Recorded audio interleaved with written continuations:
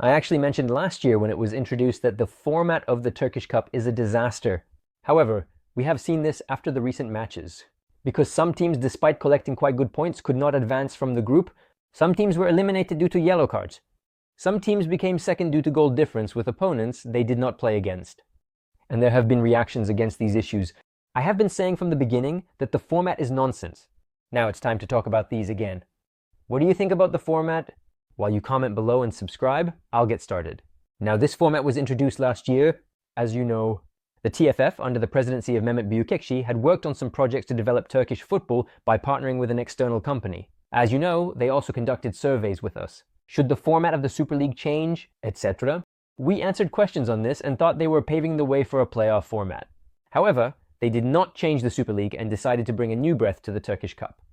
The revenues from the Turkish Cup are very low. In fact, I made a detailed video about this on my main channel. Why is the Turkish Cup not valued and what can be done? We evaluated it quite thoroughly with your responses as well. You can watch it after this video if you like. However, the TFF's own solution here was, for some reason, to revert the format back to groups and try different things, experiment with craziness in the groups. And almost no one understood the format. I mean, I tried to make an explanatory video as soon as the format was announced. At that time, it didn't attract much attention. However, after experiencing the format nowadays, that video started to be watched again, because there were still people who didn't understand. When we reached the last week of the format, to put it simply, after the eliminations it was reduced to 24 teams. Our teams competing in Europe were included in the group stage of this 24-team format. So, they wouldn't have to deal with extra matches. While playing in Europe, these teams... Afterwards, the 24 teams were divided into 6 groups. By playing 3 matches in each of the 6 groups, we advanced the top 2 teams to the quarterfinals. Thus, the teams reaching the final play a maximum of 6 matches. There isn't a significant change in this regard. Previously, the 5th round was when the European team started. 5th round. Last 16, quarterfinal, 2 matches in the semifinal, and then the final.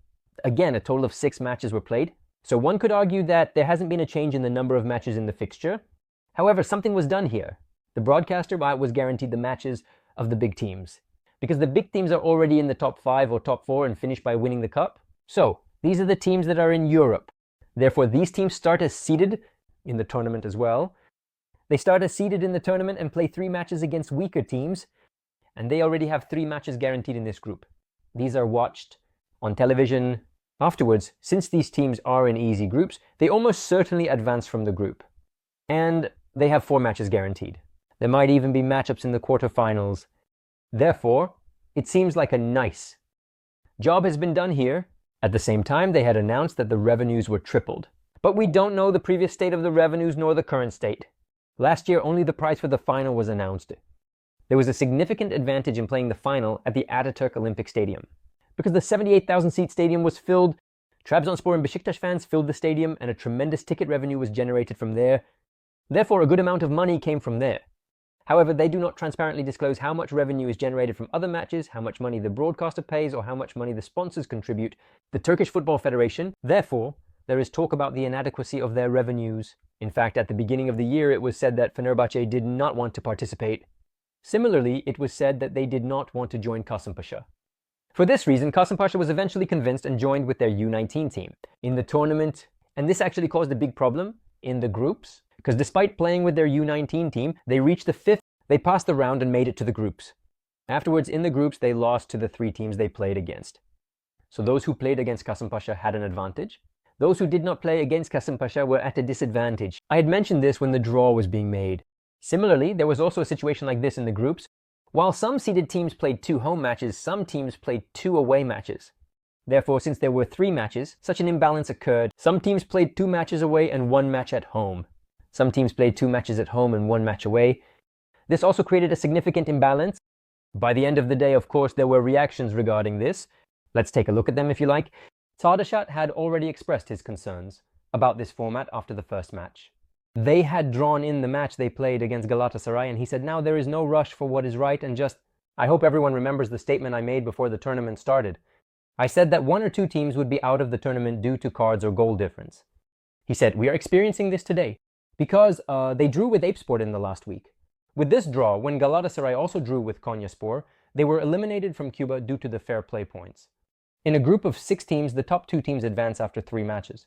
Is there such a lack of mathematics? Turkish football is going through an incredible mental block. He said problems continue to come at us like a mountain. Can there be such a decision, such a format? We were seeded in the seeded pot. I played the away games against Galatasaray and Epspor. I was undefeated in the group but was eliminated because I had a red card. Can someone explain this to me? He said it's an incredible mental block. I agree 100%. In a group with so many teams, if you play so few matches, it's likely that very close teams will emerge. In fact, Kenna made a video about the country's ranking on this topic. There could be groups with 3 teams having 6 points each. He said it would be a real shame for one team there. A team advances purely due to fixture advantage. And it's not like the new format in UEFA, I mean in the Champions League. Because teams of a certain level already go there. We saw those imbalances in the Champions League, but in the Europa League, for example, there were more balanced teams and it was more exciting. However, there is no balance here. Why is there no balance? Because there were 2 teams coming from the second league, for example. Therefore, these 2 teams went to 2 separate groups. Now, there's playing against a team from the second league. There's playing against a team from the first league. In some groups, there was a first league team. 1 or 2. In some, there was 1. In some, there was a second league team. In some, there were 4 Super League teams. Now, in the group where there are Super League teams, playing in that group is more difficult. And which of these Super League teams are you playing against? You can play against a super team. You can play against a first league team, a second league team. In terms of some teams having a significant fixture advantage, also, as I mentioned, it was important who you played at home and who you played away. There was a strong reaction from Göztepe. Stoylov showed the reaction because, as I mentioned, Kasımpaşa was playing with 19 teams. And in that group, there were also Fenerbahçe and Göztepe. Göztepe defeated Kasımpaşa 5-0 away in the last week. It was important to put on a serious performance. We succeeded and we are happy. We collected 9 points in the group stage. He said, we fulfilled our duty in the cup. However, I do not fully understand the system in the cup. We won all the matches, but since we didn't have the chance to play against our rival, we ended up second.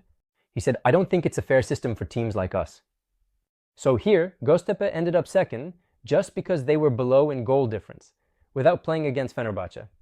This is exactly what he meant by saying, I don't think it's a fair system for teams like us. It explains the situation of Başakşehir and Göztepe. In nature, we will look at the upcoming rounds and matches. Kasımpaşa played with young players. They are promising good players as well. I watched from the previous 2 matches. He said, we are happy to have passed the round. Of course, something like this happens here. You might ask why first and second place are so important. The team that finishes first hosts the single match quarterfinal.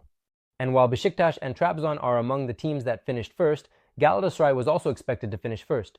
And it was expected that Göztepe would choose one of the 3 tough opponents. There, Konya became the leader. There might be a possibility of drawing Konya. But for Göztepe, you lose the chance to play at home and also the chance to play against simpler teams. When you can't become the leader, the reaction is in that direction. As I said, on the Başakşehir side, they also saw it as a European target. The cup for Başakşehir. Therefore, it was strange that Başakşehir was eliminated with a red card only after 3 matches. In other words, Başakşehir was eliminated without a defeat only due to a red card. Göztepe became second only because they scored fewer goals than Fenerbahçe, without conceding any goals. Interesting situations arose, like not being able to become first. As I said, if you have 3 matches in a group with as many as 6 teams, there's no way it can be balanced. Since such an arrangement was made, then they should have put them all in a single group and arranged the matches in a more balanced way. In other words, they should have distributed the pots more evenly. And if 4 matches were played there instead of 3, 2 home games and 2 away games. If everyone played matches accordingly, then the top 8 of these 24 teams would continue in the league. I'm just saying, or if 2 matches were played, based on the results of those 2 matches. If the top 16 continued, or if it continued from the last 16 round, there are options like that. So what do I think should happen? I've already explained the details of that on my main channel. I definitely think there should be an elimination format. Having a league stage, or group stage, in a tournament named Cup leads to such ridiculous situations, and it's not being watched either. I mean, while it's almost guaranteed that the big teams will advance, the broadcaster thinks it will be watched more.